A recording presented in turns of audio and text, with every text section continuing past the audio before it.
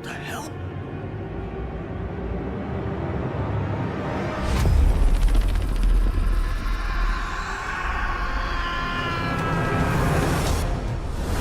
We've already seen a version of Batman pop up in Creature Commandos, but his first real live-action debut is coming in The Brave and the Bold. That film will officially introduce Bruce Wayne within DCU's Chapter 1 titled Gods and Monsters. He'll be one of several new Justice League members making their first appearance in this new continuity. The Brave and the Bold is being directed by Andy Muschietti, known for It and The Flash, and the story will revolve around Bruce discovering he has a son, Damian. Even though Matt Reeves is still working on the Batman Part 2 separately, this new Batman movie is moving forward in its own lane. In an interview with Omelette, James Gunn casually mentioned he expects to read 2 Batman scripts over the next few months, one from Reeves and the other clearly being The Brave and the Bold. Gunn has previously said he's helping with the script, though it's still unknown who the main writer is. That same interview took place just before the final draft of the Batman 2 was turned in.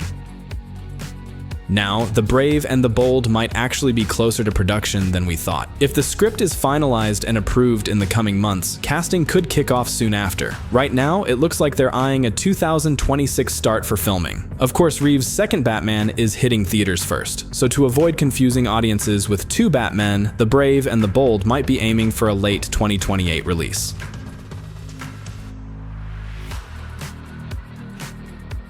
James Gunn, in a recent interview with Rolling Stone, shared a ton of updates about the future of Batman in the DCU, and he didn't hold back. According to him, Batman is currently the biggest creative challenge facing DC, and even though he's not personally writing the script, he's working closely with the writer to make sure they get it right. Interestingly, Gunn admitted that there had been internal discussions about possibly making Robert Pattinson's Batman the main version in the DCU. While that was ultimately Matt Reeves' decision to keep his Batman separate, Gunn acknowledged that merging the two was something they had at least considered at one point. Right now, he's focused on getting both the Wonder Woman and Batman scripts finished, calling them the top priorities outside of the projects already in active development. When asked directly whether the Batman project is still titled The Brave and the Bold, Gunn confirmed that, for now, it is, though that could always change later on. He also made it clear what kind of Batman we're not going to see. This won't be some goofy, campy version of the character. Gunn emphasized that Batman needs to have a real reason to exist in the DCU, not just because he's one of Warner Bros.' most popular characters, but because the story demands it. He said the new Batman won't just be a copy of what Matt Reeves is doing either, but it also won't lean into comedy or lightheartedness.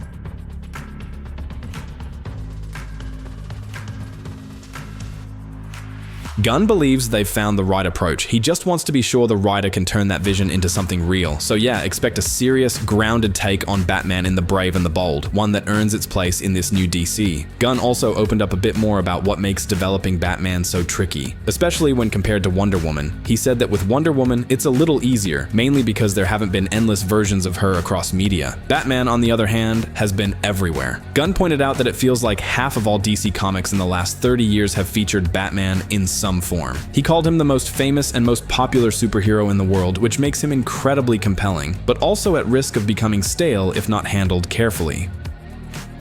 That's the challenge, making a Batman movie that isn't just another take, but something fun and exciting to watch, without going down a goofy or overly comedic route. The idea is to keep it serious, grounded, and fresh, but still entertaining. When asked again if there's any chance Reeves' Batman could eventually cross over into the main DCU, Gunn didn't completely shut the door, but he made it clear it's very unlikely. He said there's never truly a 0% chance of anything, but it's not something currently in the cards. He also confirmed that the Batman Part 2 is absolutely not cancelled. The script just isn't ready yet because Matt is taking his time with it, and that's exactly how it should be. Gunn made it clear he supports Reeves and wants him to do it right without any unnecessary pressure. James is fully committed to delivering a meaningful and exciting version of Batman for the DCU. He knows how important the character is, and he's taking the time to make sure it lands.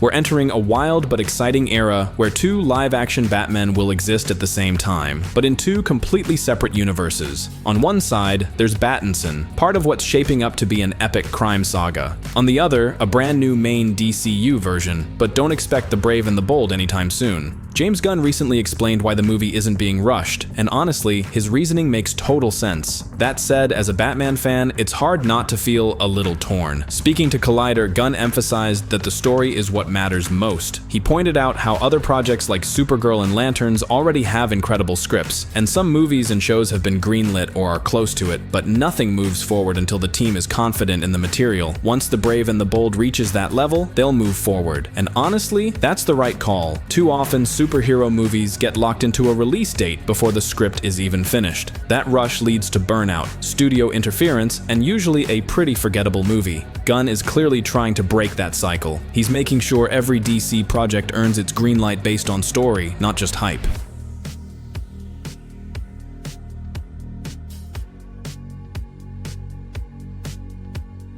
That's why The Brave and the Bold has so much potential. It's not just another solo Batman movie. It's a chance to introduce a richer, deeper Gotham, one filled with legacy, mentorship, conflict, and connection. It's time for the Bat family to take the spotlight. From the moment Bruce, the heir to the Wayne fortune, chose to become Caped Crusader, his actions sparked a legacy. His crusade inspired a growing network of heroes and anti-heroes to join his mission and carry it forward in their own ways. Then there's Damian Wayne, the fourth Robin and Bruce's biological son. Raised in secret by Talia al Ghul and trained by the League of Assassins, Damian eventually met his father and took up the Robin mantle. His lethal upbringing often clashes with Bruce's strict no-kill rule, creating constant tension between them.